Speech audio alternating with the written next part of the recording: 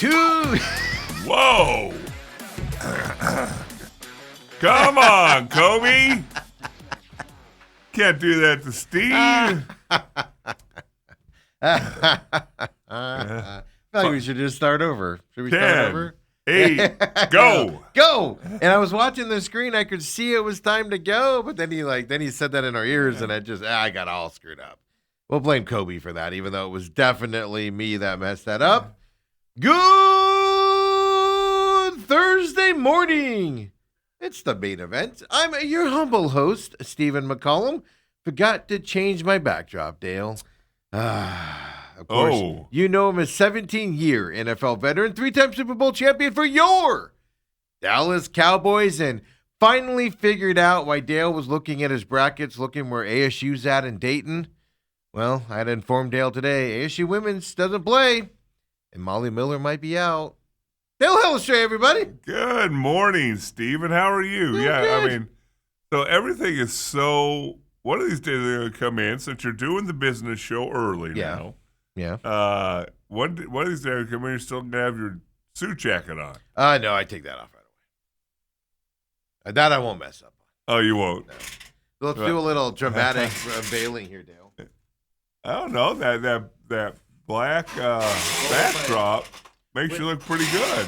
That's what it takes, folks. With my shirt on today, the black doesn't look well.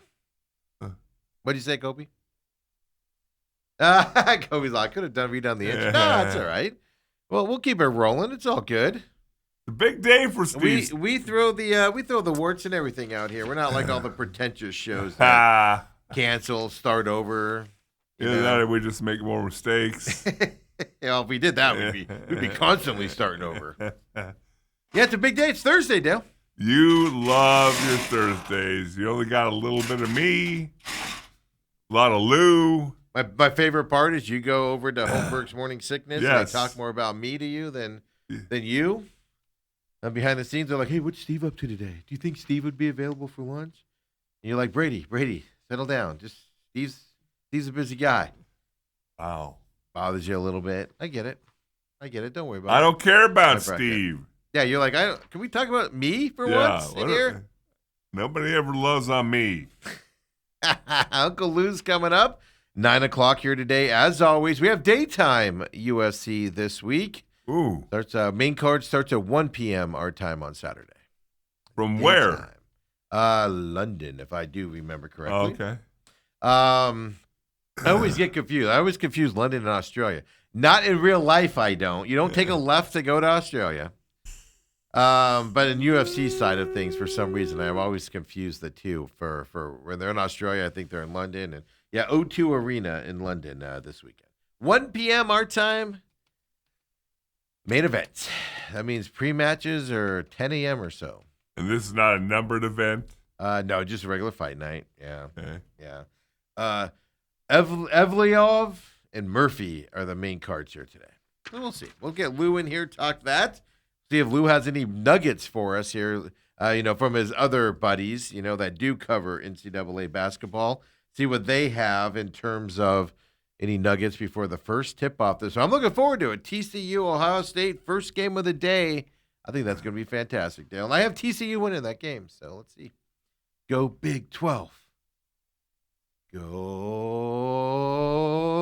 Big 12. Boy, a lot of people are picking Iowa State to go deep. I have Iowa State going deep, too. I have them actually going to the Final Four. Ooh. I also have Texas Tech in the Final Eight, in the Grade 8. Yeah. Without T.J. Toppin. Yeah, it don't matter. Oh. Easily going to do it. No. They're going to be the ones that take down Michigan.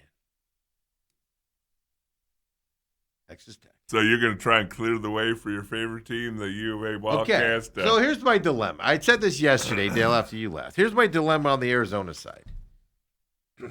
Fairly easy side of the bracket, I think, until they get to the Purdue and or Gonzaga matchup, because I believe they'll face one of those two guys.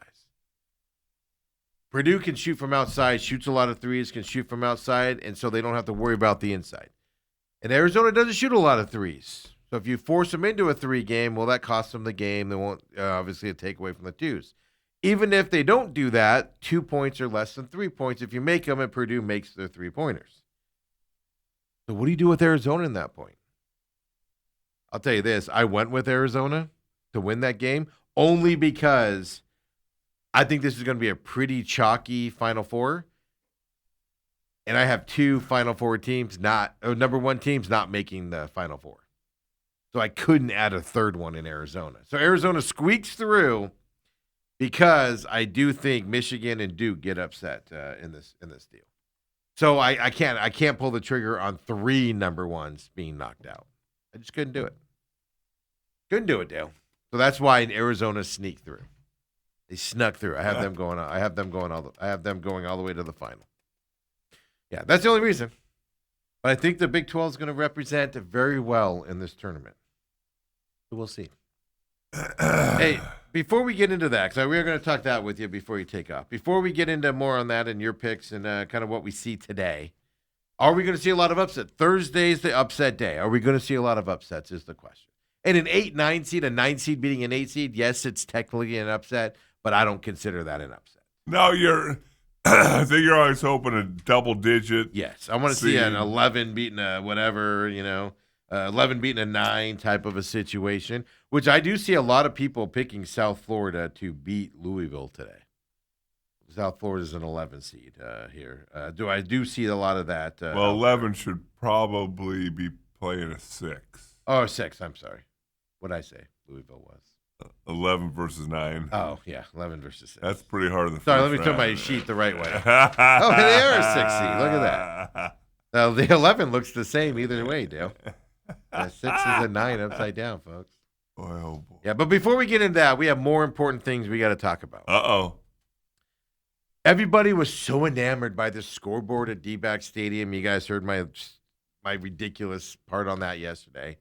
I just don't care about the scoreboard. I just don't. I don't go to watch the scoreboard. I don't care about your new wrappings around that all your advertisements are going to be shown. I'm there to watch your team play baseball. Yeah, their walk-up stuff is cool, but it's the only time I'm going to watch. It's the only time I care about it. I don't even care about it that much. The other board was fine in my eyes. Fine, whatever. But nobody's been talking about the food. I had to search for the food options this year, the specialty food items and everything. 2 of them caught my eye, Dale. 2 of them. The barbecue one? No. What? No. The shake. Take me out to the ball game shake. You didn't see? Did you see this bad boy? That. Kobe, throw up food one. I think this is. There you go. Look at that bad boy. Salted caramel shake with whipped cream, peanut butter sandwich cookies, Kit Kat bars, and Cracker Jacks. That looks pretty phenomenal. Does it have a price tag attached? You know what? I don't. Let me pull up this. Article here. See if they have pricing on them, because Diamondbacks did not put pricing out. Let me see if this ABC 15 article has pricing. No, it does not. Doesn't that look phenomenal though, with everything in it? I've recently gotten back into Kit Kat bars. When I was a kid, I loved them. I didn't have them for years. And I've recently, now when I'm at Quick Trip, I'll just grab a Kit Kat bar. It's so phenomenal, Dale. But look at that bad boy right there. That looks delicious, and I like salted caramel. The other thing, in my opinion, though, I don't care what that costs. I will buy that. Ooh. Here's the other one. Okay. This one's going to have a review coming up. We need to know if there's only a certain amount per game. Do I need to plan ahead for this? But I will tell you, probably early in the season. But I will tell you, this one will be reviewed, Dale. Throw up food number 2 here for the Diamondbacks. Nachos, Dale. Nachos. Wow. Look at that bad boy right there. That looks like a conglomeration of muck. Here's my okay. You want to know what my biggest problem with this is, and it'll probably be in the review on this as well. You know what the biggest issue with this is? Well, first of all, there's some stuff on there I'm not interested in. Yeah, in my nachos. Yeah. Can I custom order that without some of that goop? That's interesting to know. Here's the question you got going into this, and I'm trying to pull up really quick. I'm trying to pull up the information on this, but it doesn't say. It doesn't say how deep this goes. How deep does that meat go, and how deep does the cheese go into this? So, for instance, does it stop like a quart just on the top, and then you're just left with chips at the bottom? Do they load some chips on the bottom and then add some goop into Oh, is it? it layered goop? Is it layered, or is it all just sitting on the top? Legitimate question I have here. Because whenever you do stuff like this, you really only enjoy the first 2 layers. Yeah, because then otherwise it's just chip. Remember, that's why I'm so big on the chip to cheese ratio. You're only getting cheese on like a layer and a half right here, probably with this bucket, unless you layer it. But if they Nobody asked these questions that I saw. But if they layered it, by the time you get to the bottom, the normal person, maybe not Steve, but the normal person, that's going to be all Soggy. mush, soggy. And I don't like that either. No. That's what I'm saying. I see a lot of things wrong with this. Now, here's the other question I got. Sometimes when they have this, you're buying the bucket along with it, and the bucket's more. And it's that the chips and salsa and stuff doesn't go all the way to the bottom. It only goes like a quarter of the way down. They do that too. These are questions I've got about this. We got to find out the answers. Again, another thing though, like I don't need the pico on it. Can we order that without that, please? But I don't. Yeah, and that's the problem. If it goes deep into this, Dale, you have to eat this pretty quickly, or you're going to get some sloop down at that bottom. That also isn't any good. Then you're just throwing money away at that point. And imagine the first time you get it, you hurry to get through the top couple layers because you know there's going to be something on the bottom. Yeah. And there's not. Yeah. Well, this is a one-time-a-year thing. I don't think this is an every game type of a purchase. When you get a nice bucket with it too. Yeah. And what do you do with that bucket? Play in the toy box? Go play in the sand? Eat cereal out of it, obviously. Bring it to San Diego with you to go on the beach. Build a sandcastle and stuff to that effect. Fantastic. But I have questions. Where was the media at asking these questions? This is important. No, why weren't you there? Because it's literally right in the middle of the show times. Otherwise, I would have been there. And I would have vomited all over the place with that scoreboard feigning that was happening the other day. Wow. That's the problem with doing shows, Dale. Like we do, is no time to do that stuff on certain days. That was on Tuesday, by the way, and where we produced the other stuff, so I had to hang out for that. They do also have a vegetable fajita souvenir nacho bucket, snakebite nacho helmet, is what they got also with nachos and stuff like that on it. So they have a couple other nachos picks there, but that's the one that caught my eye. But you like that barbecue brigade, I assume you were talking about for the barbecue. That looked pretty good. I mean, just glanced at it. Don't get me wrong, it looks good. It's just not something I'd eat at a ballpark. I just wonder how much that cost. You notice there were no prices next to it. No prices at all. Nobody's reported on pricing. It's not the barbecue thing's not a lot of food either. Like the nachos you're sharing with your buddies or your family or whatever. That I'm not too sure. It doesn't have a lot of meat on it. If you know what I'm saying. There's a barbecue Philly sandwich, which I'm not a Philly sandwich guy, but if you are, that does look phenomenal. But again, not something I'd eat at a ballpark. Well, you have to at least go 10 games now to like the chicken tinga burrito bowl. No thanks. Not interested in that in a ball game. Like when you go to Angel Stadium, they have a pretty exclusive sushi restaurant in there. And I'm like, who's going to a baseball game and going, give me a California roll? It's always made me laugh. So there you go. The couple food items that caught my eye. If you would have told me, by the way, hand-dipped chili cheese corn dog, that does look phenomenal. Well, I would like that, but then they put a bunch of nonsense on it. Yes. That's what I mean. So can I just get the chili cheese without the green crap on it and the tomatoes and all that stuff? That's what I mean. They knock it off. They have a hand-dipped street corn dog, which looks good, but the same thing like that. They have a lot of green stuff on it. I don't want the green stuff. I want the street corn and the chili and the corn dog. I don't need the the veggies and stuff. Thank you very much. Don't want the green stuff. No. If it's green, no thank you. So there you go. There's a lot of stuff, that most people don't buy. But that's what you got to find out. Are these everyday items? Do they only make 30 a game? Type of stuff that you have to. Yeah, because they're only sold in certain parts. I saw. Yeah. You have to go to section 208 for whatever that is, and. Yeah, it's fun. So there you go. Snake bite, nacho helmets. There you go. Hey, the other big news yesterday, Dale.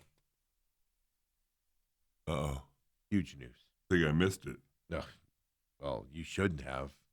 Should be on top of this, and it's officially over now, and the world is the right place. America still has First Amendment rights, folks. Uh-oh. Afroman won his lawsuit. Well, won the lawsuit against him by those 7 police officers who were crying like little babies that they were, this has ruined my life, even though one of them's brother's a pedophile. One of the wife's felony, theft from a company. Another guy just likes lemon pound cake. 7 officers. None of the jury said nope for all of them. Our guy Afroman gets to keep his money, and I can't wait to see his new music video. Yeah, that should be interesting, huh? But he was I say acquitted, but found no charges against him in his civil lawsuit for defamation. In all seriousness, I know it was an unbelievable trial. Do you know Afroman's side called one witness yesterday, Dale? One person to the stand. Prosecution rested. The defense now gets to put their witnesses up. They called one witness, Dale. One. Was it his mom? No, it was the ex-wife of one of the officers. Real Who blamed his divorce on the videos and everything. This lady stands up there and flat out says, this stuff had nothing to do with our divorce. Right for the whole world to see.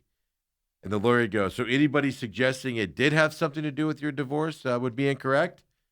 Yes, they would. It had nothing to do with our divorce.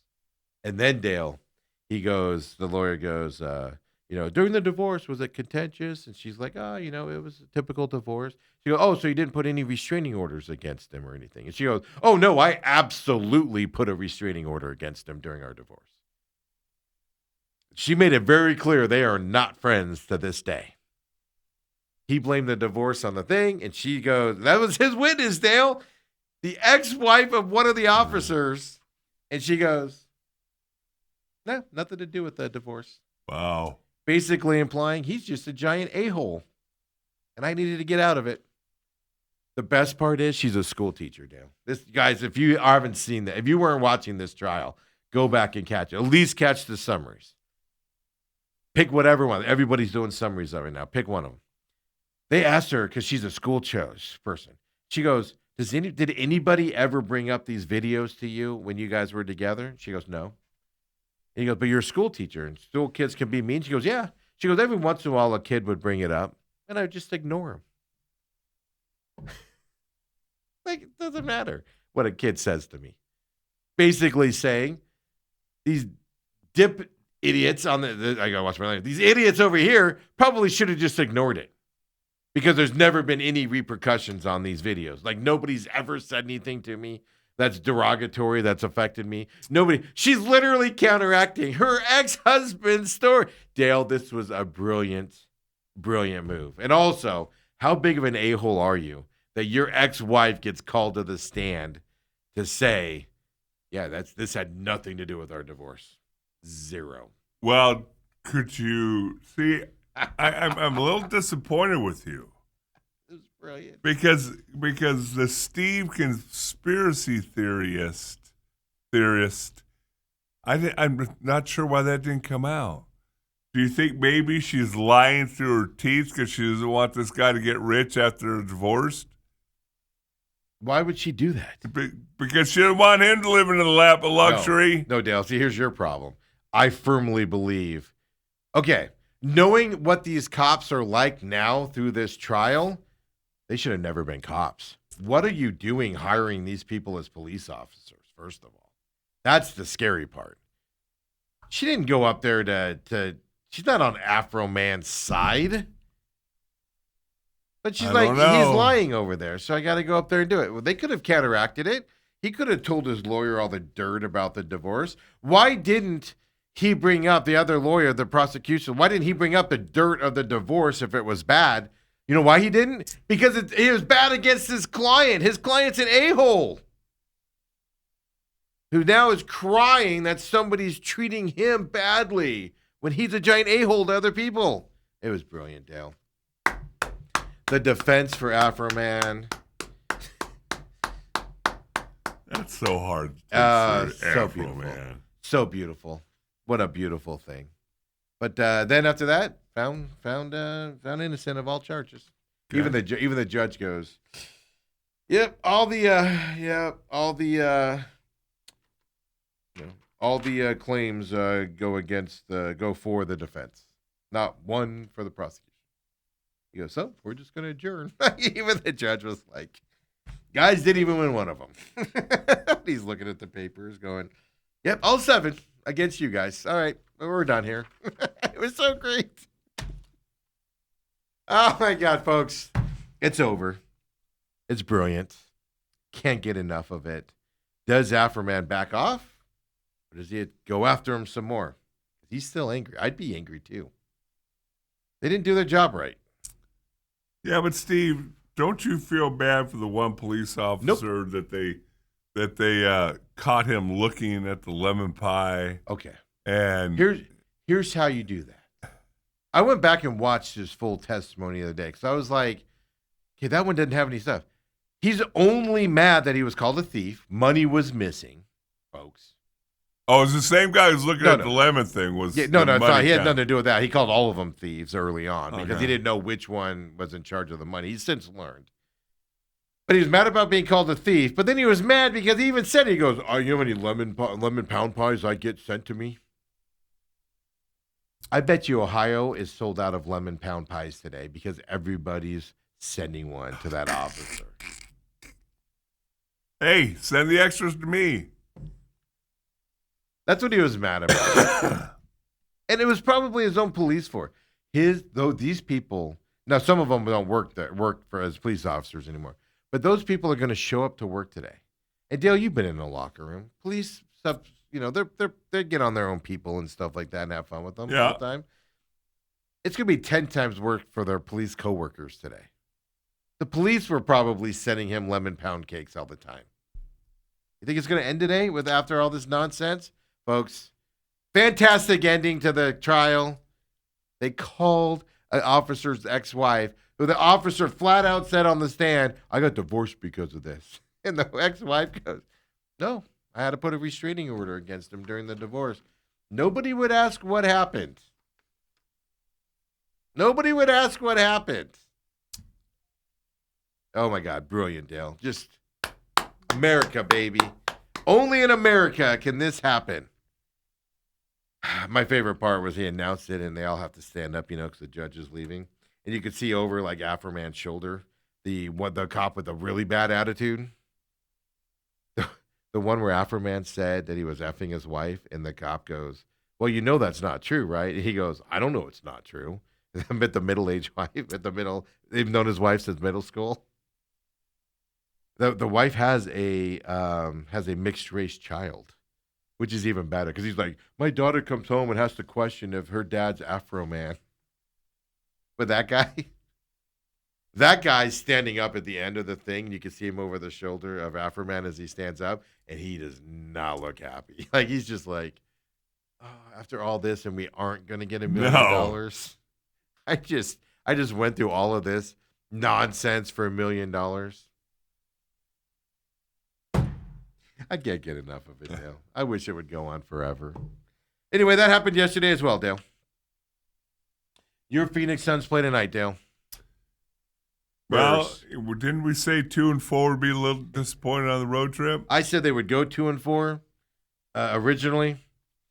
And I expected it, but it's disappointing the way they're playing, Yeah. and they're going 2-4. There's going 2-4 and playing games to close, and then there's going 2-4 and looking like they have.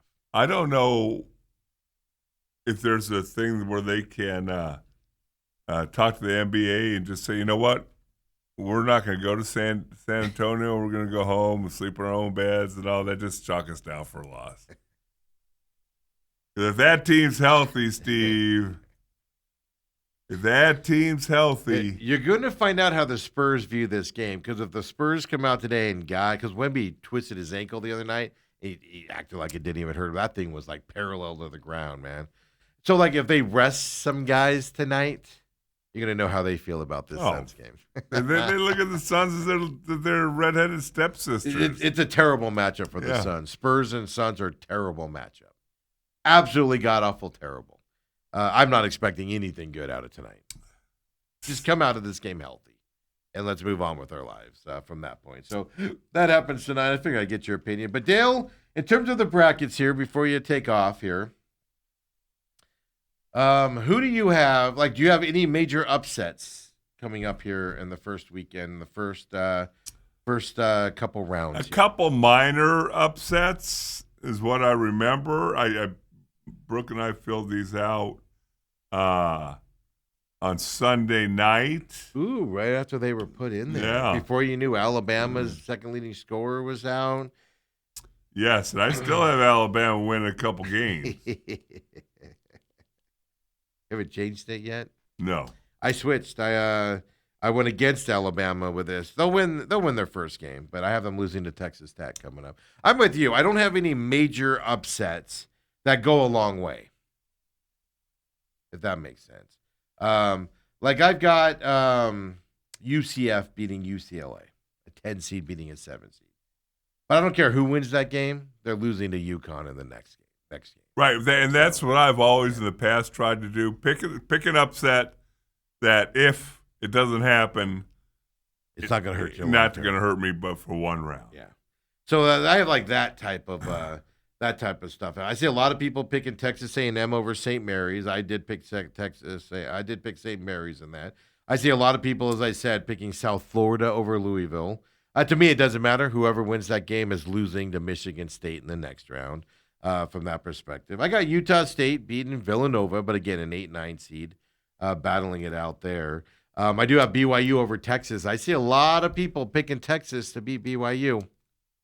I think there's going to be a little last gasp for AJ in his college career, just because the way he's been talking. I saw an interview with him, might have been Monday, but I saw an interview with him where he said, "I only got one chance at this NCAA tournament because he's going pro," and he goes, "I want to do good in this thing." Yeah, you don't want so to. He's coming in motivated. You don't want to just play in that first round where the stadium's a quarter full and lose, and then your college career's done. So now BYU's got a bunch of injuries. I haven't beaten Texas. I got them losing to Gonzaga, type of a situation. But just the way he's talking, he's coming to this thing ready to go, which tells me the whole team will be. I got Missouri over Miami of Florida in the first round, but then losing to Purdue. So I don't have any major upsets until I do have Texas Tech in the 16 over Michigan coming up. Beautiful game. Boy, oh boy, you are a homer. I got Iowa State over Kentucky, and then I've got Iowa State beating Kentucky. And that. Yeah, I have Texas Tech, Iowa State in the grade 8 battling it out for who gets to the Final Four. I got Iowa State winning it.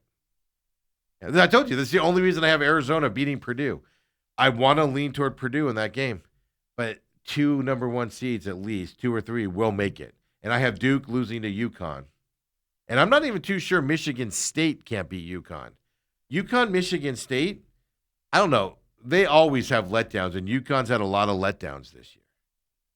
But I'm going with experience with coaching staff and things, more recent experience with UConn to beat Michigan State, to play Duke. And then I got UConn beating Duke, which I'm not confident in. But I do have UConn beating Duke in that. So Connecticut, Florida are my other 2 Final Fours. Arizona, Iowa State, Connecticut, Florida. And I have Florida, Arizona in the final, Dale. Who do I have upset? Do you have mine there? I do not. Oh, Did you send it to me? Yeah, I did. When did you send it to me? Earlier when you were rambling about life or whatever. My Final Four, I have UConn upsetting Duke in the Elite Eight. Yeah, so you have the same as me. You have Florida winning. They're getting into the Final Four there. Yes. You have Arizona and you have Michigan, you homer. Homer? I don't know what that meant. Yeah, I don't know. You had Michigan over Iowa State. So you have Florida and Arizona in the final, just like I do. We both have Arizona winning it. Really? Yeah. So it kind of seems like the Michigan-Iowa State game might be. That'll be a big difference between us.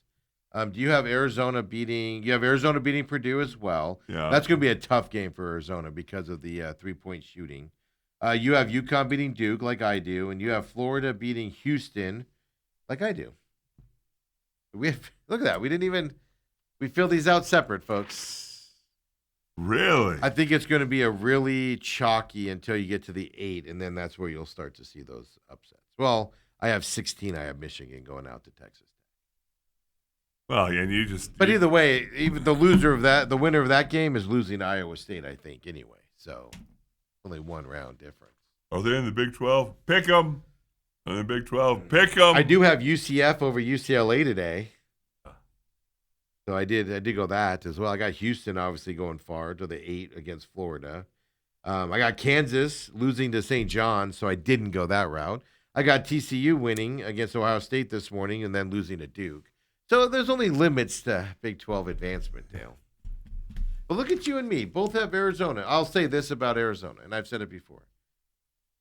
Mandatory. Anything less than a Final Four appearance with the quality of this team is going to be a disappointment. Period. This team is so good, though. They should win this championship. They should. We said that. Like Charles Barkley says, this is the Arizona Invitational, and I agree 100% with him. The whole thing about it is, if we hadn't seen Arizona over the years being a high seed and bowing out early, they got knocked out by Santa Clara. They're by far the better team. They got Arizona, Arkansas. They'll beat Arkansas. Is it going to be handily? It might be closer than you think, but they'll beat them. But even if they don't play Purdue and they play Gonzaga, they'll beat them, but it's going to be closer than you think. Like this could be an upset there. But after that, they'll beat Iowa State handily, I think.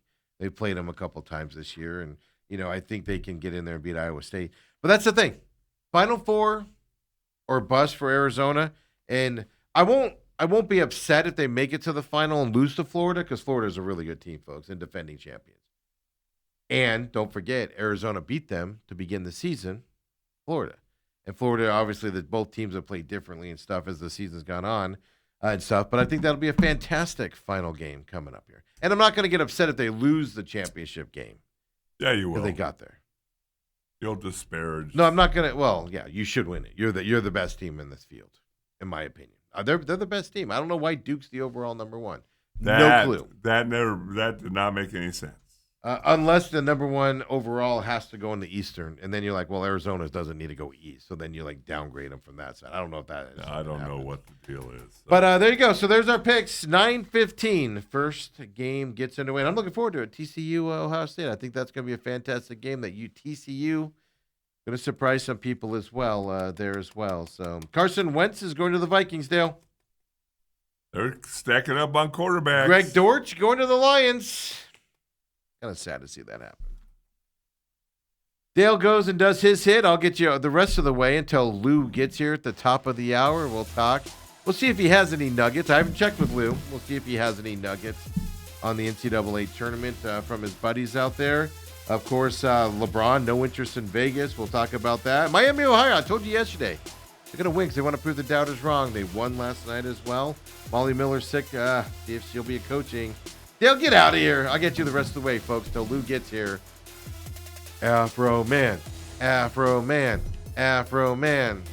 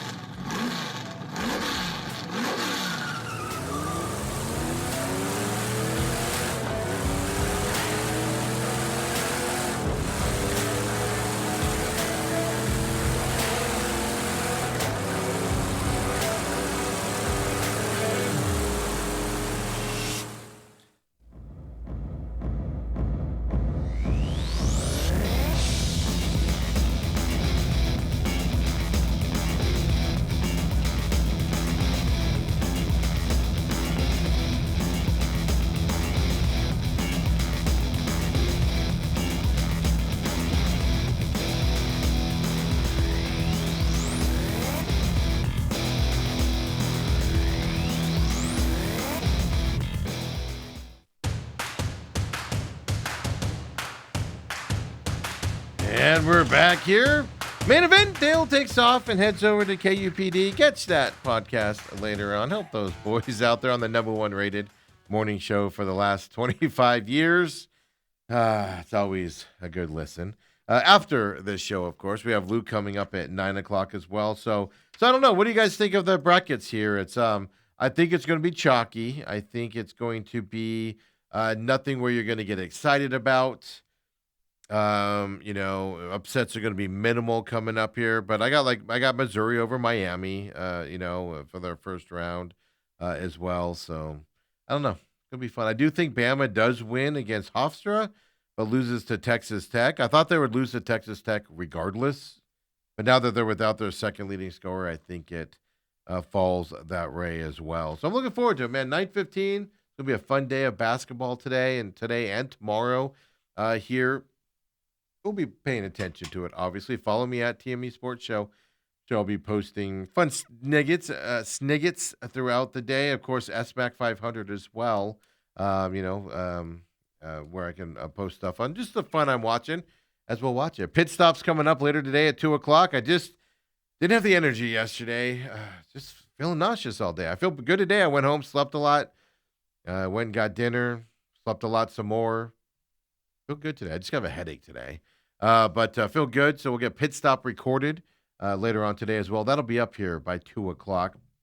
Also here after we wrap up the main event. McCollum on Business already up on demand right now. Robat TV, of course, also on the YouTube page. Follow the YouTube page if you would. TME Media AZ is where you can find it on YouTube, or just search the main event or the Pit Stop or McCollum on Business, and that YouTube page will pop up there. TME Media AZ as well, where you can find that. Rumble, of course, is where the Real Matrix goes for its full free broadcasting. That comes out on noon tomorrow as well. So follow it on Rumble. We will start, for those of you Rumble fans, I've had a couple people say they prefer Rumble over YouTube, and I get that.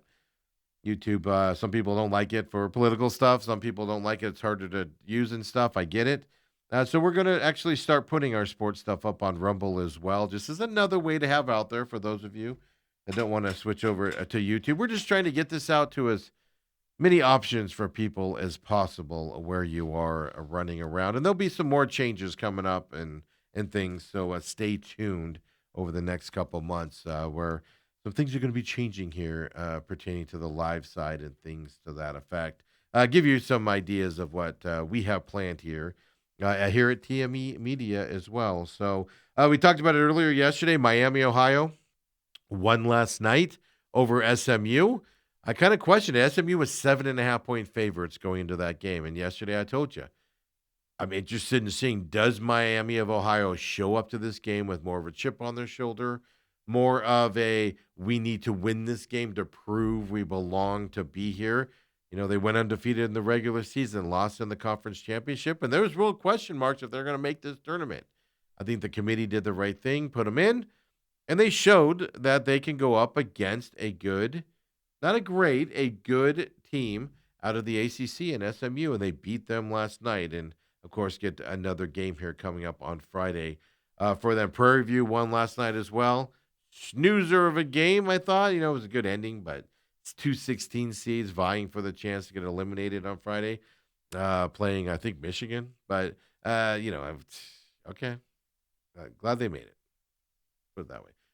Miami, Ohio, though, is going to lose here in this next round. Doesn't matter. But they did what they needed to do to show the committee made the right choice for them to get in there. More importantly, wake the committee up that if you go undefeated in the regular season, there should be no question you should get into this tournament, regardless of what happens afterwards, regardless of your strength of schedule, regardless of any of that stuff out there. So it's good to see them do that as well. As we told you, Molly Miller, the whole team, ASU team on the women's side, has traveled here to, I forget where they play at coming up here. But Molly Miller, Iowa is where they're playing. Molly Miller did not make the trip with the team because she's sick. Right move, by the way. If you're sick, the rest of the team's healthy, you don't want to get in an environment where everybody gets sick, right? Being around you and stuff to that effect. They did say yesterday in a press release that they hope Molly Miller can join the team in time for their first 4 game against Virginia today in Iowa City. I was looking this morning. Did she make it there? Is she not there yet? I was looking into that a little bit, like, where are we at on this? I don't know for a fact if she's there or not, to be honest with you. As of 5 o'clock this morning.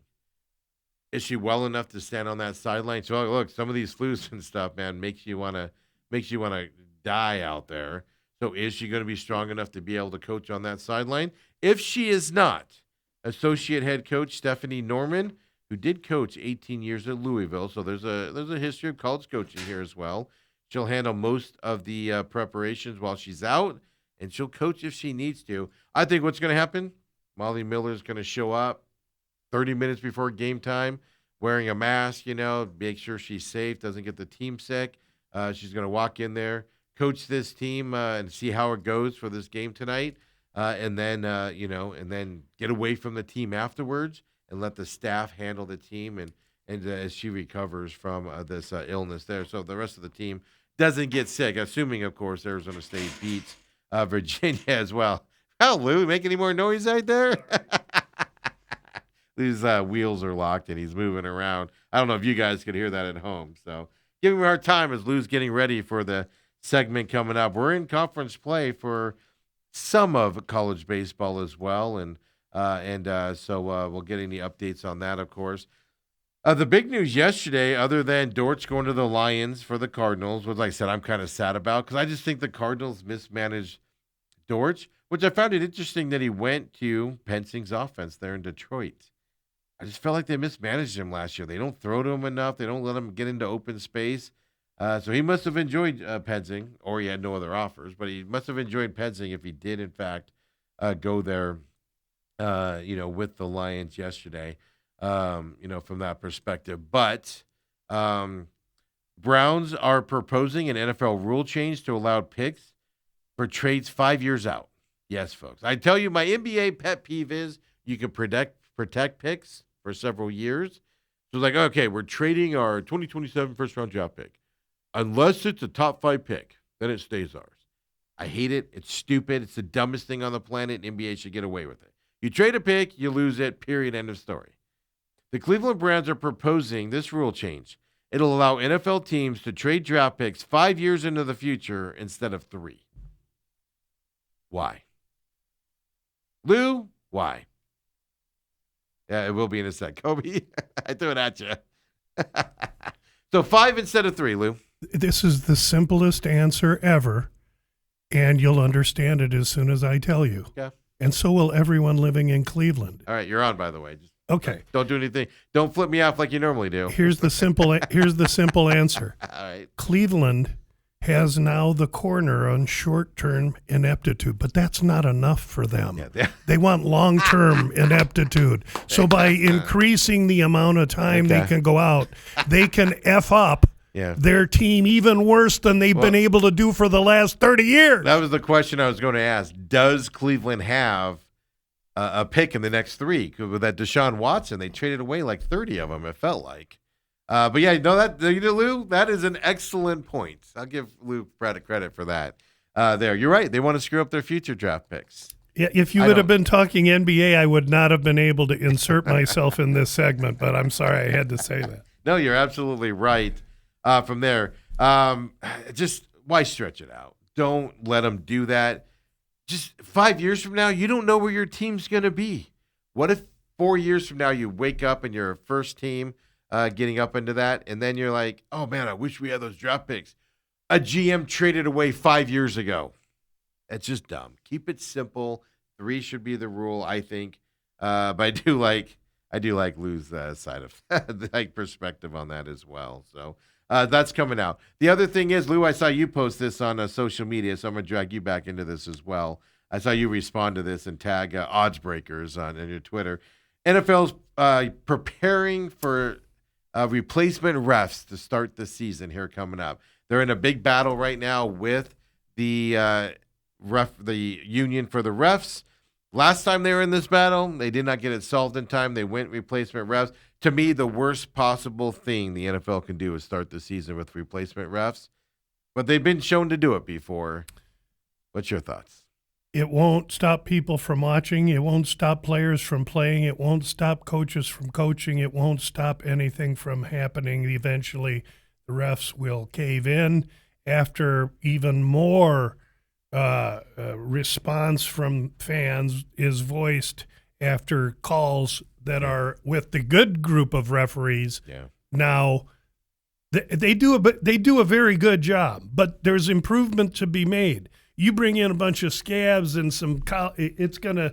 Yeah. And I tweeted odds breakers, my friend Kiev O'Neill, who lives here in Phoenix, because he just feels the whole thing's fixed and he's always griping.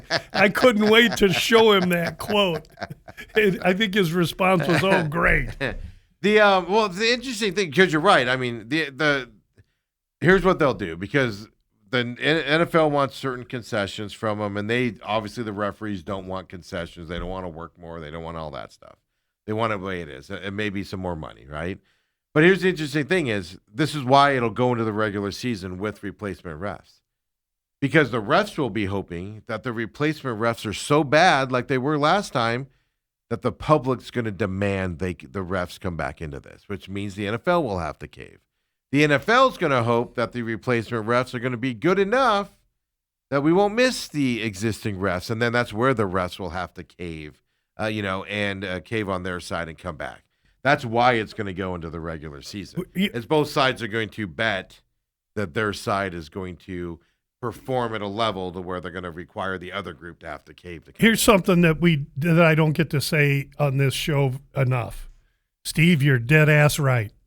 And you're right, because both teams hope to better their position through leverage, and both teams will have to cave because it isn't working for either of them or anyone. That's what happened last time. And so that's what'll happen. That's what happened last time. Remember the famous ref one that I think it was Seattle game, where one ref, both watching the ball, one ref called it incomplete, the other ref called it a touchdown, and that was on top of other bad calls. And all of a sudden, next week, the real refs are back out there because the public was just outraged by these calls.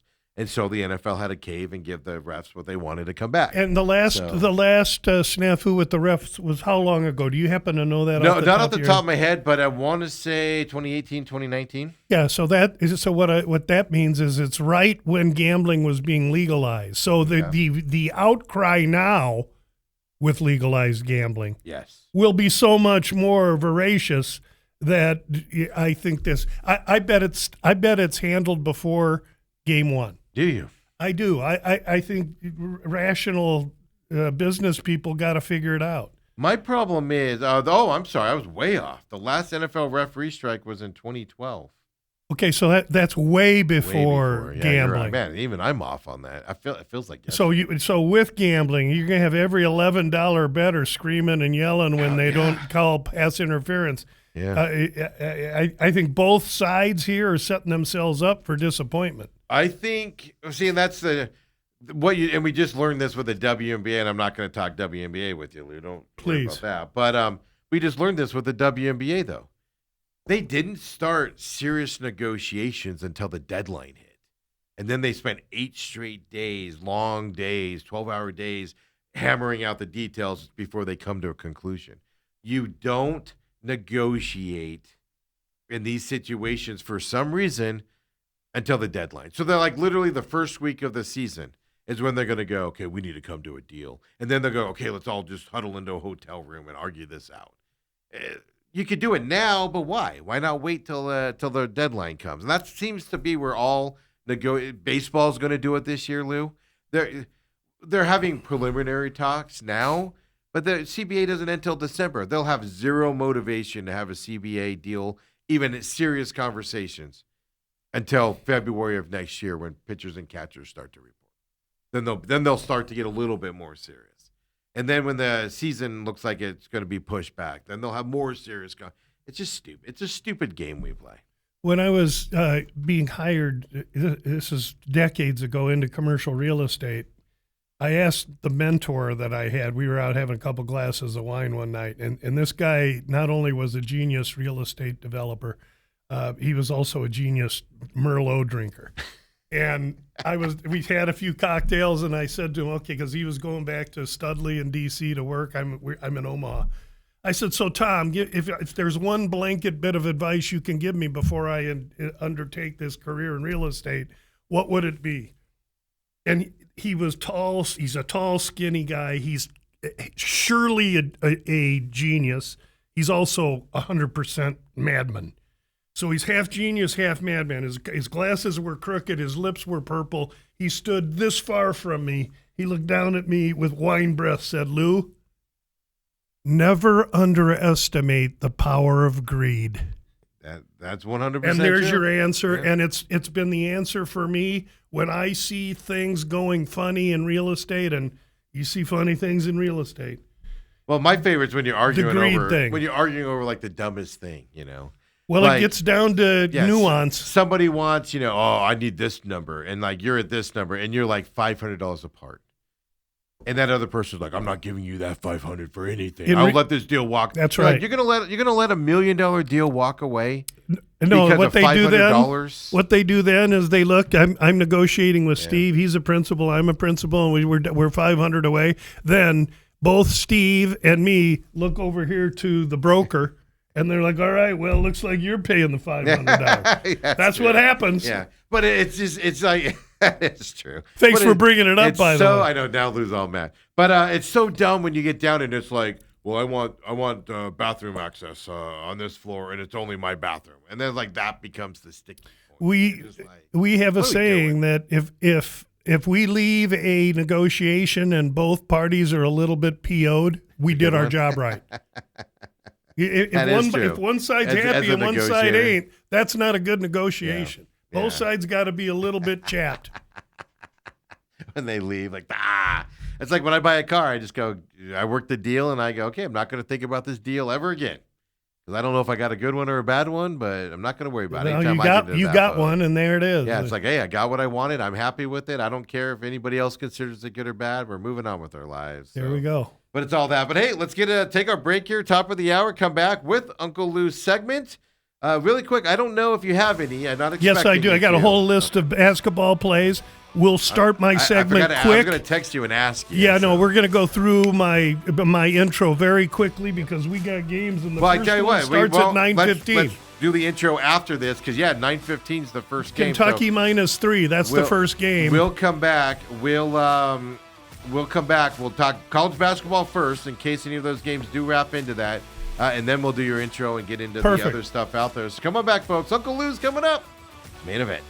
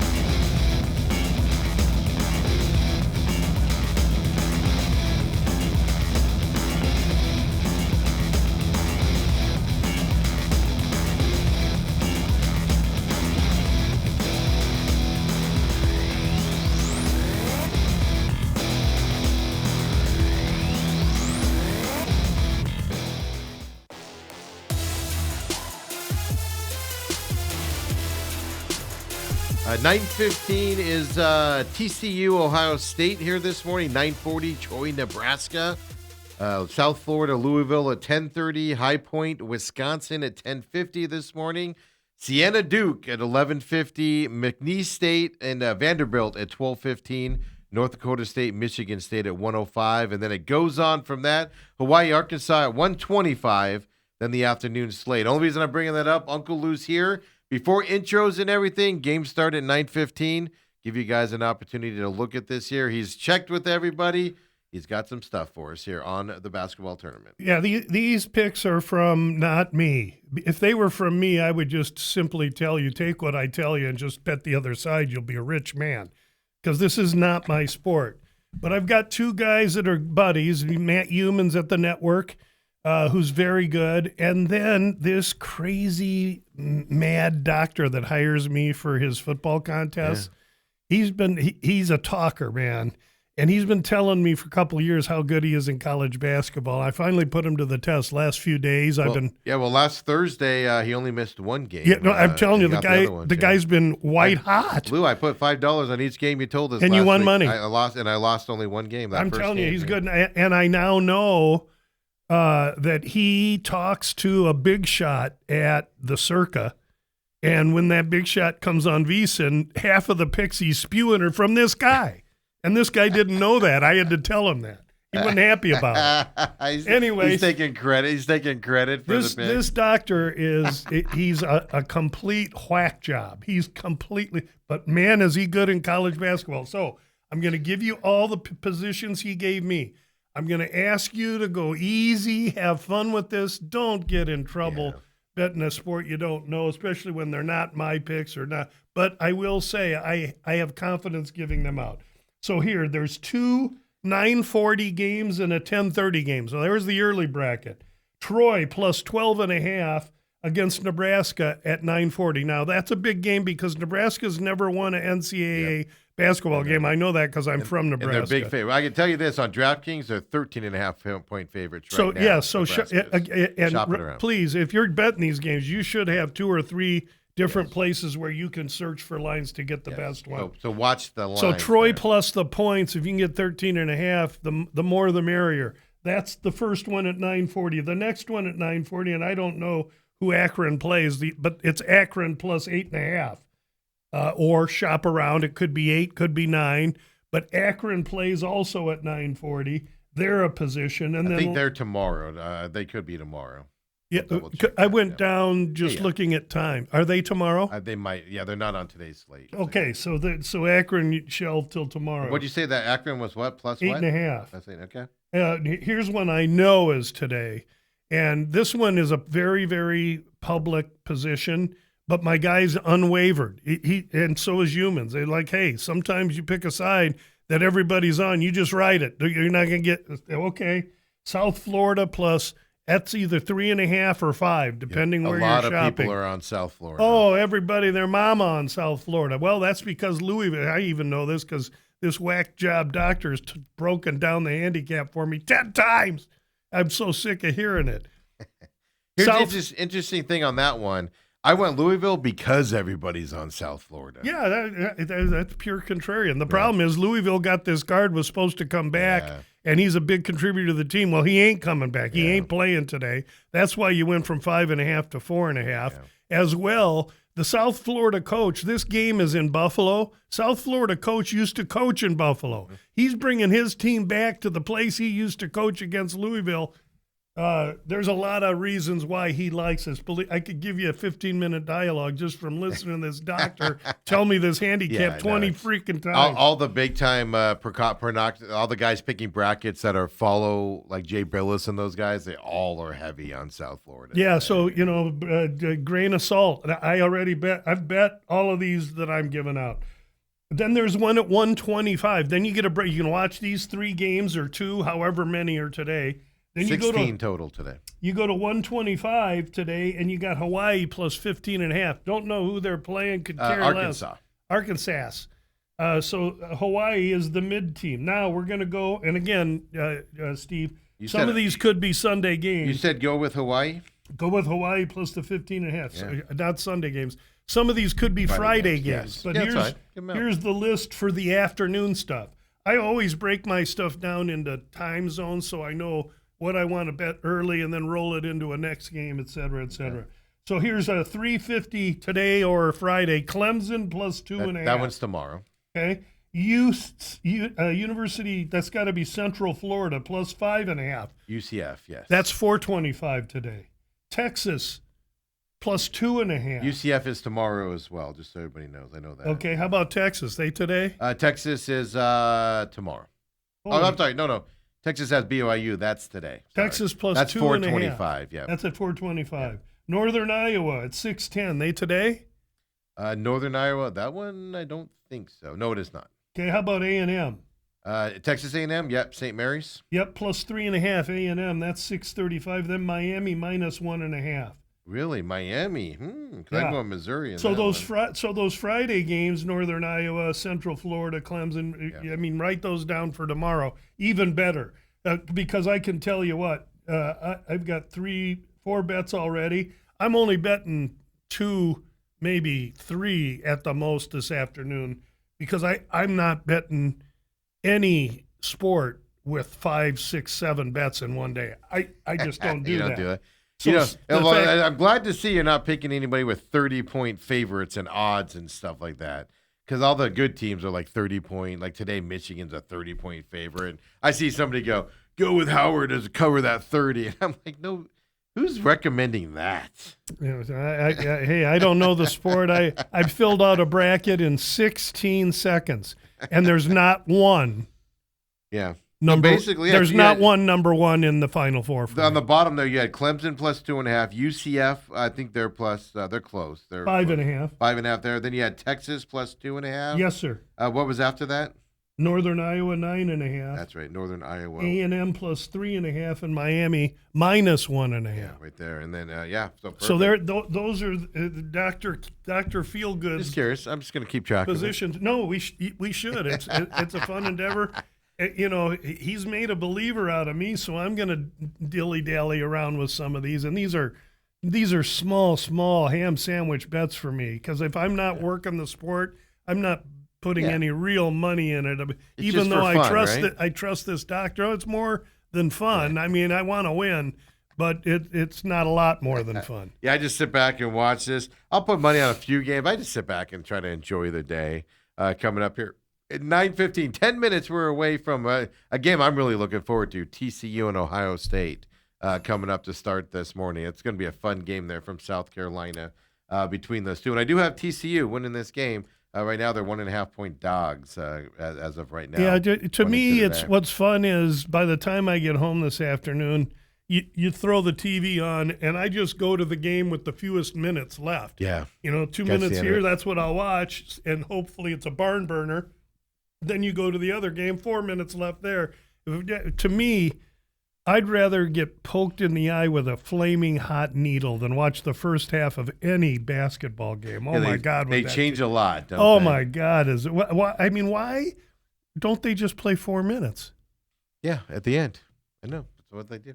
The NCAA is not as bad as the NBA is. When you go into the fourth quarter and somebody's got a 20-point lead, and then with 2 minutes to go, it's a 3-point lead, and it's close. And you're like, really? No, NBA. I won't even bring in my buddies that work the NBA's picks to share them. That's how much I have disdain for the NBA. On that, so we got them in there for you guys. Lou and his friends. We'll call them Lou and friends. Dr. Feelgood. Lou passing that along for everybody. That's some fun. Look, it's exciting to get started here today, and I don't care. Like, I know you're not a big basketball fan, and for me to sit down and watch hours on end of sports is rare, and this is just one of those days and one of those weekends that I just enjoy, just beyond belief here coming up, just with the excitement that can happen. And it's all based off of the premise of major upsets, close games, game-winning shots with a second to go. That's what I live for coming up here. So. May I ask in your bracket who you have in the final game and who wins? I have Florida and Arizona. So does Dale, by the way. And then I have Arizona winning it all. So does Dale.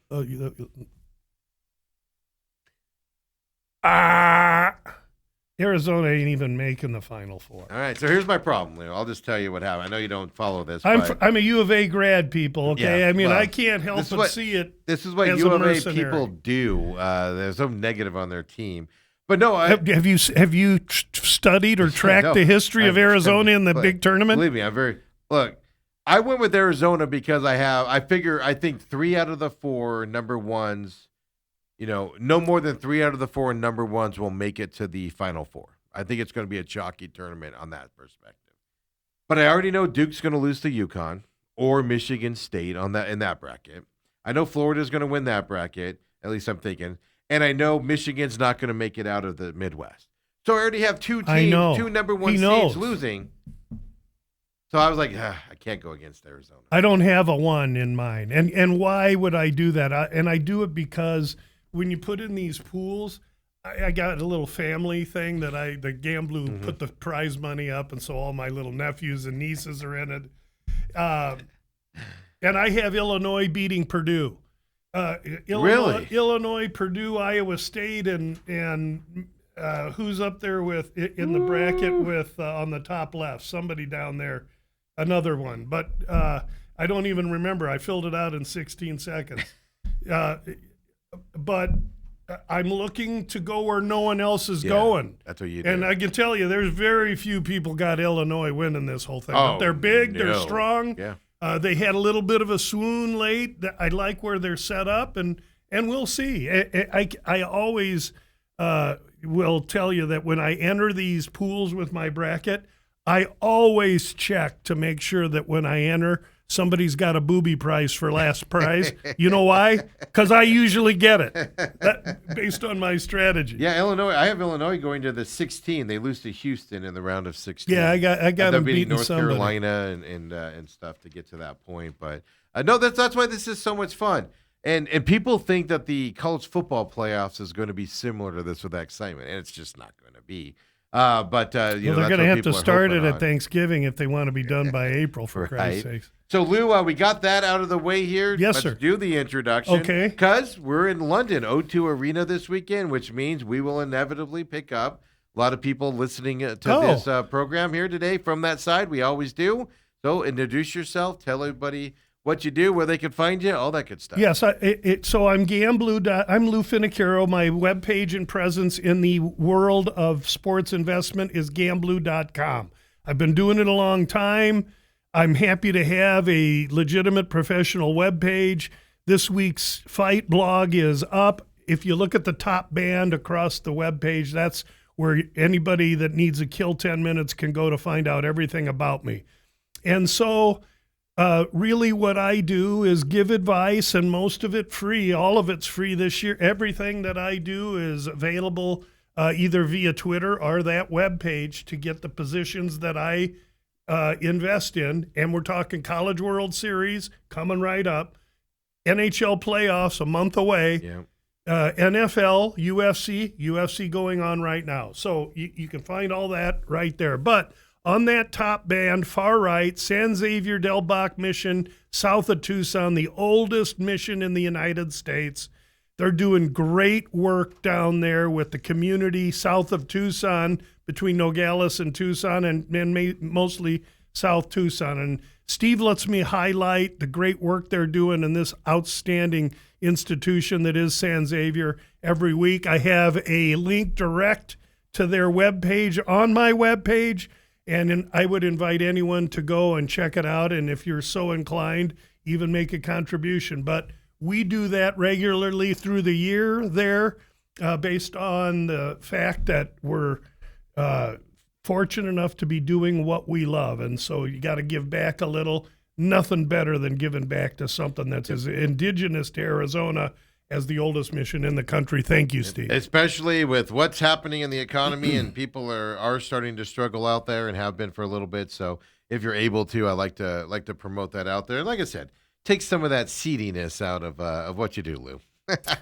Yeah, I mean, in a world of bury your man and 100-star specials, I mean, fortunately, call 1-900-72. Bury your I'll man. give you a pick. Bury your man. I mean, I mean, those. I laugh at that because that's what I grew up with. It was so funny. But anyone searching for a legitimate sports investment resource now, you have a lot to choose from. And if you want someone in a particular sport, you have Uncle Lou to just lou@gamblu.com. Yep. Ring me up. I'll give you 3 or 4 guys for whatever sport you want. If it's a sport I work, I'll give you a couple other guys in UFC really good. Kyle Hunter is good, and Y2 Casey on Twitter, really good. I share information with them all the time. So if you want resources email me up. I'm here to encourage people. I'm here to help people and try and get you don't bet 10 positions and go 6-4 and barely make money. Bet 2 or 3 and go 2 and 3 and win a little bit. Or with the 13-1 week last week, you would have lost a lot of money if you were betting dogs last week, in terms of that UFC fight. 13-1 favorites. 13-1. And if we're going to segue into the UFC, I go 0-3, but I'm betting dogs. Yeah. Okay, and I know that the favorites are running 75%. So 2 of my dogs were just half unit bets. So 3 bets. I lose 2 units, but 2 bets were 1 unit bets. One was Robertson and one was another winner. I'll tell you right here because Steve's got me trained to bring in last week's paper. One was Jillian Robertson, and the other one was Jose Delgado. That we took both of those favorites and pooled them into somebody upcoming in this week's fight card and following. That is also a favorite. Now we have, and we'll talk about it when we get to this week's card, a favorite in this week's card we've converted into an underdog because of the parlay use. Nice. So I've set the table a little bit, despite the fact I went 2 units backwards with 3 picks. And don't forget, Sunday night, Monday morning, check out Sneak Teep Podcast. Of course, all your favorite podcast systems on Gamblu.com as well. And then on Friday after the weigh-ins, when are the weigh-ins this week with London? Thursday night? 2 a.m. Tonight. Or tomorrow morning, Friday 2 a.m. Yeah. Okay. So that works great for me because I'm in bed at 8:15. I'll wake up, watch an hour of that. I'll know what I need to know, go to bed. I'll get up, do the podcast in the morning. And I appreciate Steve always mentioning the podcast. Check that out. I always fail to do Nuggets. But the Sneak Teep had 3 releases this week for this week's card if you're listening. Yeah, so tune into that because he kind of gives you the look ahead here on Monday. So. And one last thing. I get on the podcast, the Sneak Teep and the About Business, Australians, Germany, a lot of Canada, and some South America. And so any of you that are regularly listening to the Sneak Teep or the About Business that ever want to reach out, please don't hesitate to do so. I'm so flattered that we have New Zealand and Australian listeners, European listeners. It's really exciting. Now, I'm probably only getting 250 or 260 pops on each podcast each week, but I'm not in this to try and make millions. I'm not trying to sell coffee cups or swag. I'm dealing with simply people that are focused on gambling on the UFC. And to me, that's great response. And Steve helps with that. So thank you. Absolutely. So check it out.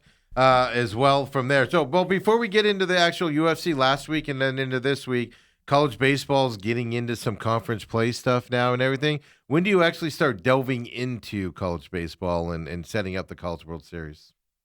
A week or 2 weeks before the conference is in. Now, I've told you I don't look at baseball until the conference play starts. Yeah, well, I'll be looking at it, but I won't be betting it. I won't make a bet until we get to probably May sometime when we're getting close to conference tournaments. Then I might put 1 or 2 out there. Now, if you go back 5 or 6 blogs on Gamblu.com, you're going to get a list of 6, maybe 5, 6 teams that I've already chosen for the College World Series. And I just looked at the top 20 now. Every one of them's planted right in there. So you might want to go back and find that. If you can't find it, Lou@Gamblu.com. I'll be happy to share it with you. So, absolutely. So really, I am starting now to really put my time and effort into hockey. And as I spend the next 6 weeks on hockey, that kills me enough time to get closer to College World Series. And I'll bet the regionals, the super regionals, and the tournament, not regular season. There's a group of guys out there that do great coverage of college baseball. They're called the Baseball Insiders, young guys, enthusiastic. That's all they do. They do a great job, but they can't wait to start betting baseball, and they're getting their asses kicked on it because they're betting too many games too early. They didn't do any research. I've learned after 40 years of this, it never hurts to watch a little bit and then maybe make a position then. Yeah, absolutely. Speaking of hockey, we've talked about it. We got playoffs coming up, 3 weeks or so. I get confused on the time frame. here, but April something. They spread out there. It's when is it? April 19th, I want to say, something like that. Yeah, about a month now. So I got about a month because I'm looking at. I got to go to Sling to get all the coverage so I can watch every game. Yeah. So that's how I know. We talk about it leading up to it here. I mean, everything's pretty much what it was before. Penguins are making a run right now. Buffalo's risen to the top above Tampa. Yeah, by 4 points now as well. Yeah. Stayed up there. Last week they had gone above them, but Buffalo's on a 2-win streak right now. Moving on, but Pittsburgh Penguins have showed themselves over there in the Metropolitan. And if you look at Pittsburgh in that Eastern Division, Steve, if you look over there, goals given, meaning goals against, 210, and pretty low. But Pittsburgh's a team that I've got an eye on. But they also 235 points, goals for. So I don't even give a shit about that. Yeah, but you don't. All right, yeah, no, that's all right. I don't care if you can they score. do score as well, and they have a low number on that. From the goal out. Yeah. Okay, so the teams I'm going to choose, all you got to do is just look down there. I mean, the first one that sticks out like a strobe light is Colorado, because not only do they score, they don't let nothing in. Yeah, they have 98 points. They're going to hit 100 defense. Points here pretty quickly. So it's somebody going to have to beat Colorado, and and the team that hoists the cup isn't going to be a tiptoeing, a tape to tape, wide open offensive unit. No, it's not. It's going to be a team that plays from the goal out, meaning they got a goaltender, they got a blue line, and can they score goals? I don't know, because I don't care. I love the passion. Colorado right now goals against 172. That's an obscene number. Nobody's close to them. It's obscene. They're plus 78 in the differential, which is an amazing thing. But everybody else is pretty equal. We've talked about that every week here. So you kind of said it before we came in here. You take Colorado out of this, and it's kind of an open playoffs on both sides on who can do it, who can dominate there. So it's going to be fascinating. It's going to be a great tourney. Vegas is running themselves back into the Pacific here. They're gone on a winning streak, but I agree with you. They need a complete rebuild coming. But the Ducks are a surprising team this year. The Mammoth are going to make it. Seattle are going to be close. They're kind of battling it right now with the Kings with their coaching change. I find it interesting. Kings changed their coach.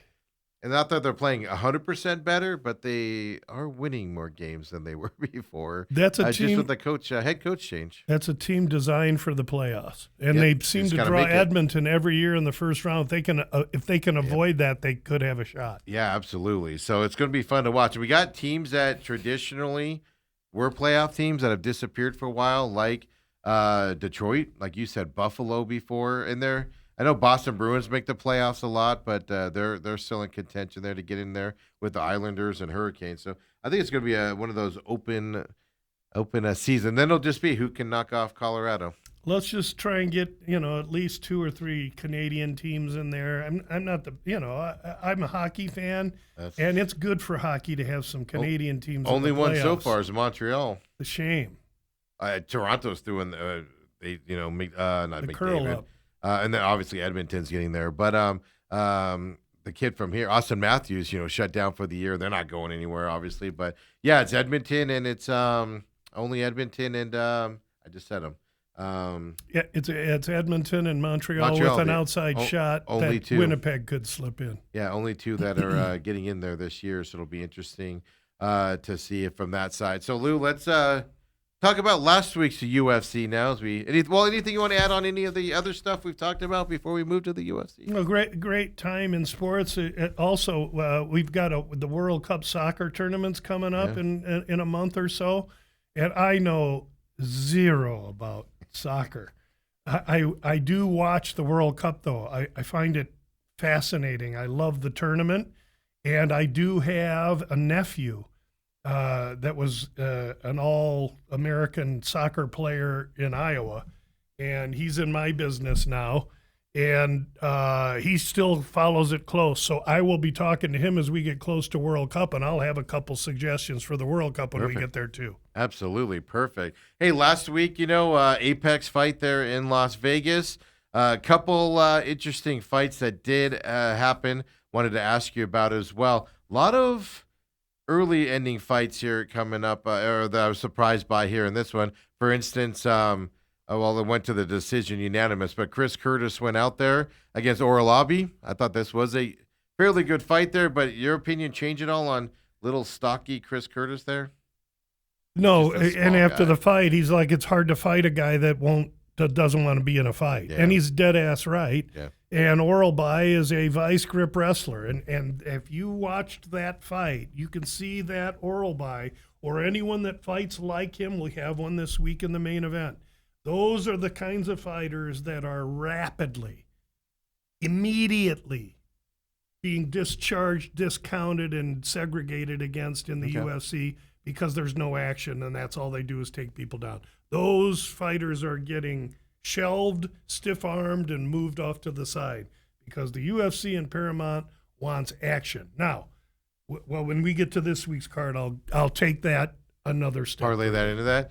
Sousa Oki fight also. Sosa did get the win here in this one, round 3 KO. I just wanted to ask you about Oki in this fight. Oki was a guy I was high on. Yeah. We didn't bet him. I suggested him on Monday in the sneak teep. I liked Oki a lot in this. But at the end of the day, this Sousa finished him impressively. Sousa is somebody to watch out for. That's what I'm going to ask you next. Because the lightweight bout there, you had that heavyweight fight, Steven Asplund and Petrino. Yep. And this one, I think you kind of nailed Asplund. Not a physically imposing guy, not somebody you look at and go, this guy's going to dominate. I handicapped that fight completely perfect, except for one thing. I had the wrong winner. Well, we went down with Asplund but there. you got to He was a give full credit unit to bet. Petrino, man. Asplund is one of those fighters where, like, he's just, like, doing his thing, and then a punch will come, and you saw Petrino just back out a little bit, kind of shocked that it probably hurt as bad as it did. It was kind of amazing to watch that fight where Asplund, I guess, can kind of like surprise you a little bit with that. A unanimous decision to Petrino there, but Asplund, it went, like you said, I was like, Lou nailed that fight completely. Well, except for the winner. And Asplund fought his heart out. I mean, he would have been there 15 rounds. You're not getting rid of him. The issue is that Petrino's got UFC experience on him, a little faster, a little quicker, straighter with his shots. Asplund will learn a ton from this, and he will improve greatly between now and his next fight. It'll be interesting to see who each guy gets next. They've already announced a fight for Petrino. I forget who it is. But Asplund's got a few stitches to get correct. Yeah. We'll see what happens. I mean, he opened up underneath his eye pretty quickly. Oh, yeah, with these white boys, you sneeze on them and they open up, man. But I enjoyed that fight as well in the card. Charles Johnson, Bruno Silva. Johnson get that split decision. I wanted to ask you more about Silva on this side. Is it impressive he made it to that decision with the way that they fought? I actually scored the fight for Silva. Yeah. A lot of people I heard use the word robbery. I don't know that I can go that far. I don't know if the crowd booed, but they were upset about it as well. Yeah, I think Silva, if they'd have raised Silva's hand, I would have had no problem with it. Charles Johnson is so uneven. Again, depending on who each fights next, I could tell you if it's a fade or a follow. Yeah, and then Rahiki Hardwick. Only question on this is, a second round KO at the. They stopped that fight, I guess I should say. Man, I got to give a ton of credit to Hardwick. It was even the announcers mentioned it. They thought his jaw was broken, the way his mouth was open and moving and stuff like that. I had to call it because of that at the end. But he could take some shots, and he was fighting with a broken jaw in that second round. Ended up calling it. Does that change your opinion with Rahiki at all? Because the way the fight had to be called, or is he just a hard hitter and good guy moving forward? Well, we'll see. Rahiki, I need more info on, but he looked good. He was faster, straighter. Hardwick was as tough as nails and was game and willing. But man, you break a jaw like he did, and then you go forward in a fight and you're taking shots. You could see his mouth was hanging open. You mentioned it. Yeah. I mean, you tip your hat to these guys. Then afterwards, they hug each other, go take a shower, and go out and have a beer. My favorite part is Hardwick's jaw's broken, and they go to the ring thing, and then he goes to a silent. He goes, my jaw's broken. I can't. He pulls his guy aside, doesn't want to announce it, and then the refs find out, so they have to stop it. And then he's just chatting away. Oh yeah. Oh, it sucks, whatever. And I'm like, stop talking. Your jaw's broken. Well, believe me, as soon as the adrenaline wears off a half hour later and they're in there fixing that thing, it's like the cartoons. Wah, wah, wah, wah. You got Delgado and Feely in this one. Of course, Delgado from MMA Lab, right? Yeah, and honestly, I scored the fight for Feely. I don't want to let my friends at the lab know that, but I thought Delgado was lucky to get his hand raised there. Feely showed me more than Delgado did. Now, Feely's more experienced in the UFC. Do you think and it just 35. came down to, and do you think it came down to that? A little bit of inexperience with Delgado? No, I think it came down to Feely being totally prepared and ready as a new child at home. He's focused, and he's got all that experience, and he brought his best effort, and it took Delgado's best effort to overcome Feely's best effort. Now, I'm going to bring up the women's co-main event here because Robertson and Lemos I'm here. just kidding. I'm just yeah, kidding. well, because I enjoyed this fight. Shocking. There was a fight earlier where the women fight ended in a knockout, or I think it was, right, or something, earlier in the fight. But Robertson and Lemos for a co-main event fight. I actually enjoyed this. Ended up being a unanimous decision here. Does that change your opinion on Robertson at all with that win? No, she's a fade to me. She's undersized. She's singularly dimensioned. She's, tout. I've won 6 in a row. Yeah. I'm next for the belt. She's very high on that. She wants Dern. Dern will tie her into a pretzel. Dern's next fight's going to be against Weili Zhang. We have, and you can get on DraftKings right now, champion in the ladies flyweight division. Champion in the ladies strawweight division, 115 pounds at the end of the year. Weili Zhang plus 125.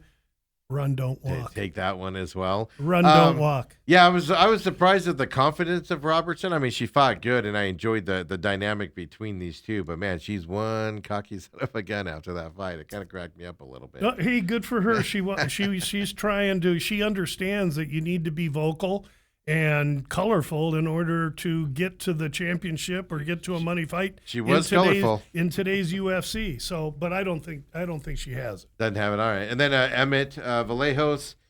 Man, I'm just disappointed in my old man Emmett. Man, let us old men down here in this fight. There's a huge age difference here and everything. So I guess I shouldn't be surprised. But round 1 knockout here for Vallejos. And my biggest change from last year to this year was this year I wasn't taking any older fighters, and I've done really good with it. I stayed away from Gaethje when I liked him earlier in the year, and he won against Patty. No problem.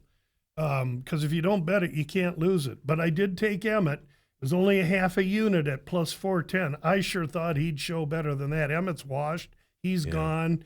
Vallejos is a fade, and we wait and see who he fights next. That's what I was going to ask you. Vallejos looked extra strong because of who he was fighting. Yeah, Emmett. To me, it just looked like Emmett. He lost that fight before it even started. Just walking. Well, he felt the power. Is that what it was? He felt the power. But it doesn't change your opinion on Vallejos. He goes against a more ready person in that featherweight area. And if he goes against a guy going to stand wide stance and slug with him, then Vallejo may be the side. But if he just gets in with anybody that's got some movement, some length, and some wrestling, then I'm probably on the other side. Yeah, maybe Emmett's problem is he shaved that beard off, so maybe that was his problem. He's like Hercules. Emmett's problem is he's 41 at 145 pounds. I will say this. It was shocking. See, because I kind of agreed with you that Emmett in his experience – would be able to go long into this fight. So I actually took the over 3.5, thinking not necessarily that he'd win, but he'd be able to stand in there long. But it was early on where you're like, nope, Emmett has nothing to do with this young kid. Yeah, Vallejo sneezed on him and Emmett curled up. It was very easy to see early on. So when we come back here, we'll get into this week's fight. Fighting for lunch, folks. Blood and lunch this week is what we'll call it. 1 o'clock main card here from London this weekend. We'll get into this weekend's fights. Come on back. It's the main event.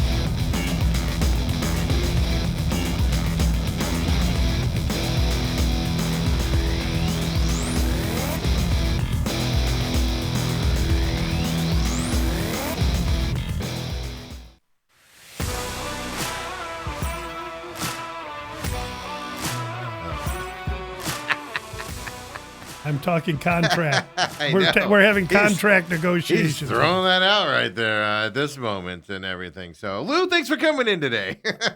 That's it. See you later. Of course, we're talking UFC with Uncle Lou here. From the O2 Arena this weekend, we've seen favorites. You said earlier 75. I see in your blog 77. But obviously in that range where favorites are winning here earlier. I see a lot of people online, whether they're bettors or not, just complaining about these fight cards as well and how they're matching up. And it to me, it also feels like it's a lacking fight card. Like I just get bored in the middle of them, which never happened before. So I do find it an interesting dynamic that's happening on these cards coming up. Of course, obviously, when you bet dogs, it's a terrible thing to have happen. Favorites come your way. It is, and you have to balance the line of being. You can't be stubborn. You know, I'm not just picking 5 dogs. If you can see, last week I had a couple parlays using favorites. I have to. If you look at my blog this week on the Gamblu.com webpage, couple favorites.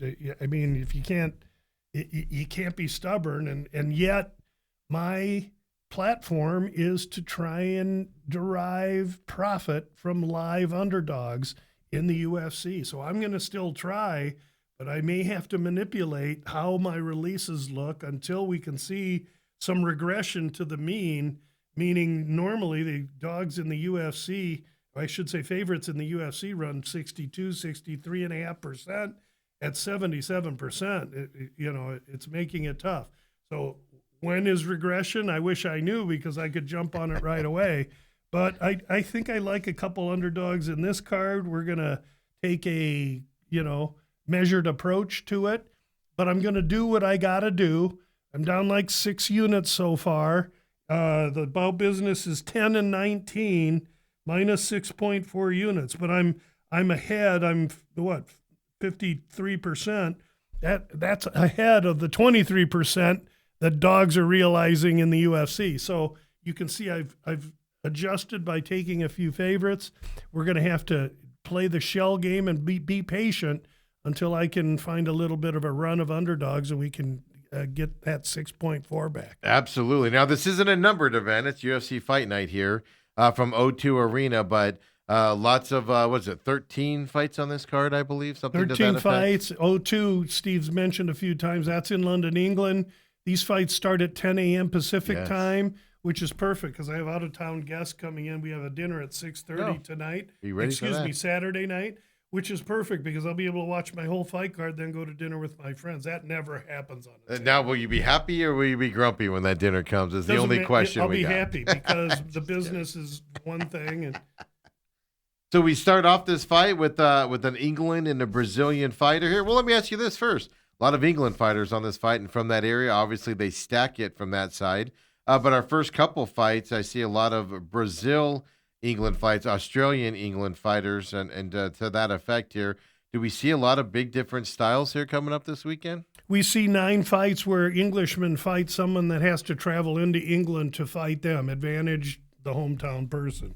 There's one fight where 2 English fighters are fighting one another. No real advantage there. 6 fights at 170 or above, so you can see they populated the card with some big boys, try and get us some violence there. And we're going to have a full crowd, and I think it should be a good fight card. Now, we do understand that when they're in England and they populate the card with a bunch of English fighters, that chances are some of those English fighters, if not all, are going to get manicured or hand-picked matchups in order to allow the UFC to continue to export its brand in that particular region. So I'll be very cautious about which English fighters I fade, and I'll be aggressive in trying to find a few English fighters that I think will do well. I think on the other side. Starts off with 2 women fights here, bantamweight and a strawweight fight. Anything with these 2 fights to pay attention to, Lou? Sandwich time. Luana Carolina fights this girl Mullins from England. Mullins is 2-2 in the UFC. Can't wrestle a lick, but her last 3 competitions have been in the grappling arena, which means she knows she has to address it. This fight opened Mullins minus 150. She's now an underdog. Carolina shouldn't be a favorite over anybody. This is a pillow fight. It goes to decision. We'll go to the next fight, Ravenna Oliveira against Chanel Dyer. Dyer's an English fighter. She's been set up for this fight. Ravenna 0-2 in the UFC, but you can see by the price on Chanel, the English fighter, that she's minus 400 or so. 485 right now. Yeah, she's 5 years the younger gal at 24. She's coming off a loss in the Contender. I mean, anybody betting these first two fights, you hate money. Both to the decision, most likely. Anybody have finishing power? Can we be surprised? Evimini, no. Just asking. No. For the watches. It was kind of nice last week logging in, and I logged in and then saw that, and then there was a finish, and I was like, oh, look at that. Doesn't happen often. Yeah, so it was interesting to see. Then you got some guy named Shamrock against Abdul Karim Al-Sawadi. Here in this fight, Al-Sawadi is a minus 125 favorite against Shamrock.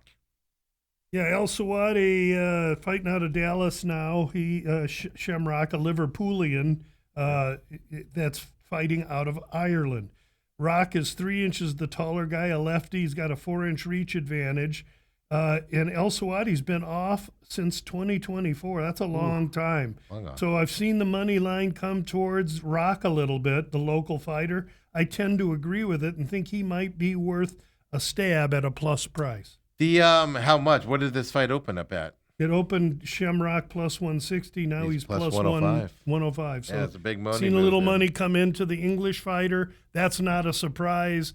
That should be a trend on most of these fights. Yeah, then you got Sutherland, Perisic here, an Australian fighter there, Brando, and everything. He's a 250 favorite coming into this prelim fight. Heavyweight bout, by the way. Yeah, over the Englishman Louis Sutherland. You'd think that I'd like Louis Sutherland, but he's Louis Sutherland slower than Louis Finocchiaro.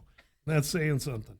Over under on this, by the way, 1.5 to the under minus 135. Yeah, this knockout quick. Yeah, this is the Aussie knocking out Louis Sutherland. Yeah, but the minus 250 favorite here for those two guys.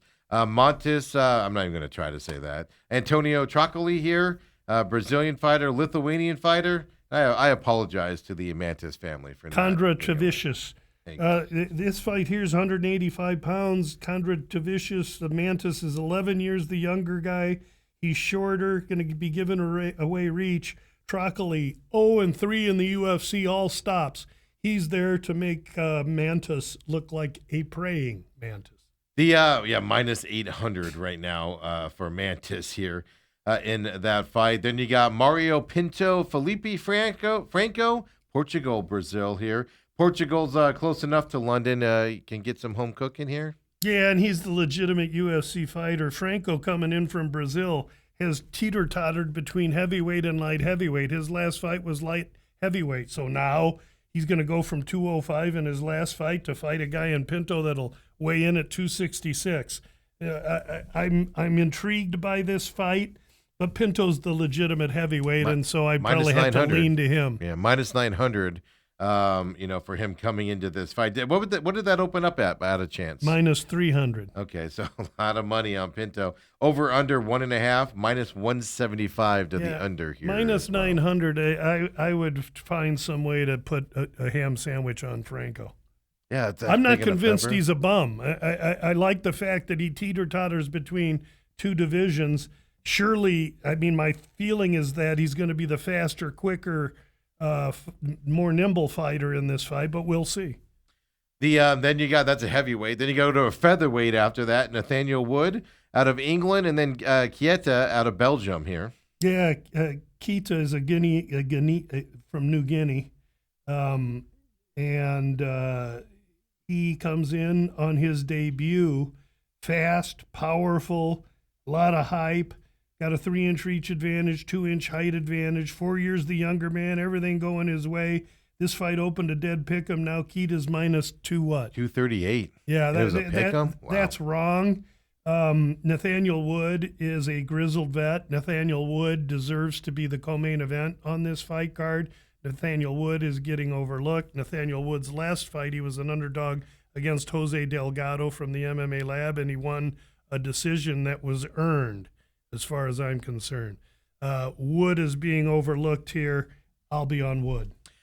They said something, and I don't expect you to know this off the top of your head, but they said something during the pre-broadcast last week, where fighters coming in their first fight, they're being heavily favored in the UFC this year, and they only have like a 20% or something small percent win range.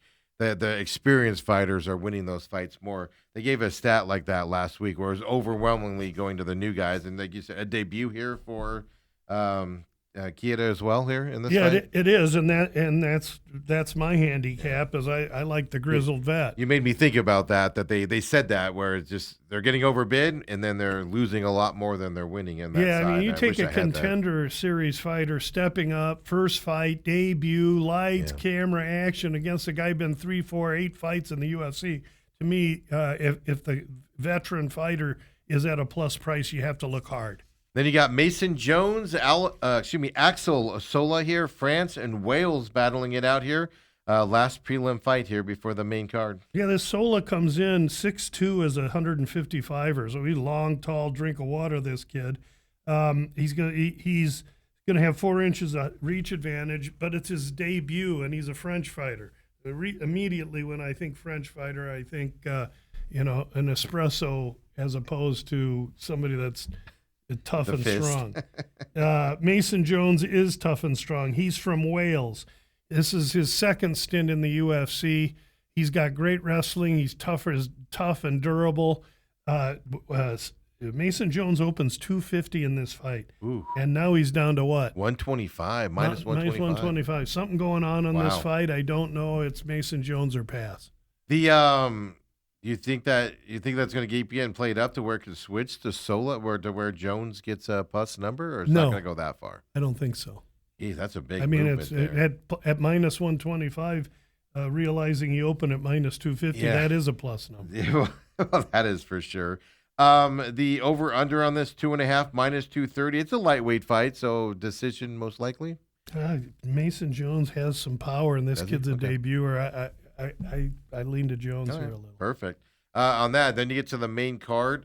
Curtis Campbell, Danny Silva battling out English and USA here. I don't know enough about Curtis Campbell to make any real intelligent recommendations. Is he a late ad here, or is he but he's 23-year-old kid, and he's going to be he'll be 6 years the younger guy.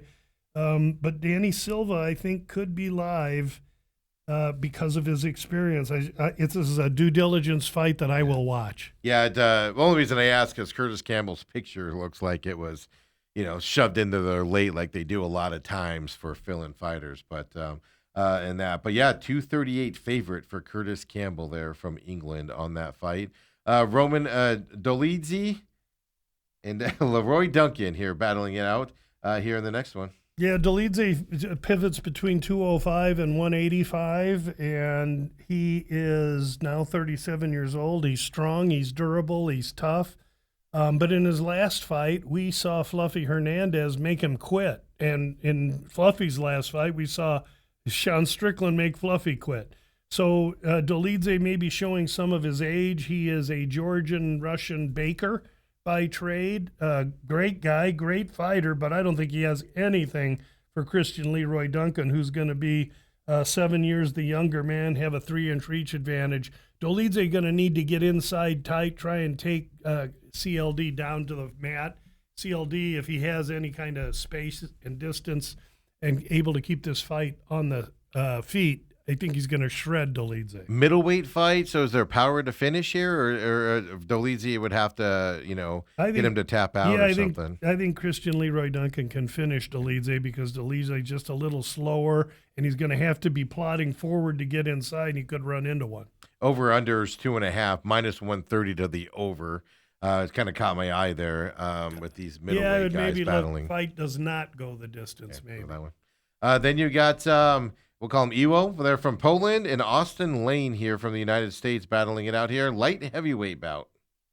Iwo is a really unique-looking guy. If you look at him, he almost looks like he is a special person. And by special, I mean special. I don't know how else to say it. His ears, don't get yourself canceled. His ears are way down on his head. They're small. But this dude here, he's got a big head. I mean, literally, I could stand wide stance with a Louisville Slugger and crack this dude right in the nose hard as I could. I don't know if he would blink. He can eat leather. He's tough as nails. He won't go away. He's determined, got tremendous power, and he gets Austin Lane. What's Austin Lane? Well, Austin Lane going to be 6'6". He's going to be 6 inches taller. He's going to have 7-inch reach advantage. He's an X heavyweight fighter. So Lane is cutting from 245, 250 to get to 205 here. Yeah, that's a big drop. This is absolutely a setup fight for Baranowski. Yeah. And Baranowski's a Polish fighter, but this is a setup fight for him. This is designed to get knocked out. Lane's been knocked out. Baranowski eventually going to get to him here. Yeah, it's a minus 800 favorite on the money line, but over under 1.5, minus 345 to the under. You don't see under numbers that even high. KO. I bet via KO Baranowski's minus 250. It's probably still negative for that fight there. So maybe a quick one here on that one. Then you got Michael Page and Sam Patterson, English, and Michael Page is from the U.S., right?